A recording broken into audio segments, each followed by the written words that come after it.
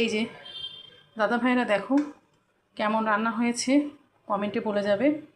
সব সময় কিন্তু আমার বোনেরা, আমার ভাইরা, আমার বন্ধুরা সবাই দেখো যে আমি খুব কম মশলা দিয়ে রান্না বান্না করি। আসলে কিন্তু আমি 365 দিনই কম মশলা দিয়ে খাওয়ার চেষ্টা করি, কারণ আমার ওজনটা অনেক বেড়ে গেছে। বাচ্চাদের আমি এই বিষাক্ত খাবার, বিষাক্ত মশলা, বিষাক্ত তেল এগুলো আর খাওয়াতে চাই না। চিনি মানে সাদা বিষ এগুলো খাওয়াতে চাই না।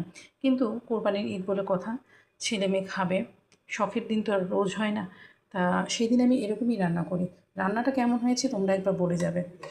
আর রান্না কালার দেখে বোঝা যাচ্ছে, দেখো মাংসের ঝোল, মাংসের কালার এগুলো দেখে বোঝা যাচ্ছে। ঘ্রাণ আমি যা পাচ্ছি তোমরা তো পাচ্ছ না, একটু দেখে বুঝে নাও কী পরিমাণ ঘ্রাণ হয়েছে। গ্রেভিটা দেখো কী পরিমাণ সুন্দর গ্রেভি হয়েছে, অসাধারণ ঘ্রাণ হয়েছে। কিন্তু আমি 12 মাস আসলে এরকম খাই না, আর বাচ্চাদেরকেও খেতে দেই না। ওরাই এমনি সপ্তাহের মধ্যে 2 দিন ফাস্টফুড খেয়ে আসে রেস্টুরেন্টে যেয়ে, সেটা তো আর বারণ করতে পারি না, কারণ ওদের বাচ্চাদের তো খাদ্য খাবারের একটা চাহিদা থাকেই, আবদার থাকে। সেই আবদার পূরণের জন্য তো বাইরে নিয়ে যেতেই হয় সপ্তাহে 1 দিন 2 দিন। ঘরে আমি যখন মাছ রান্না করি, সাদা মাছ ভাত, খুব অল্প তেল মশলা রান্না করি, তোমরা সবাই জানো।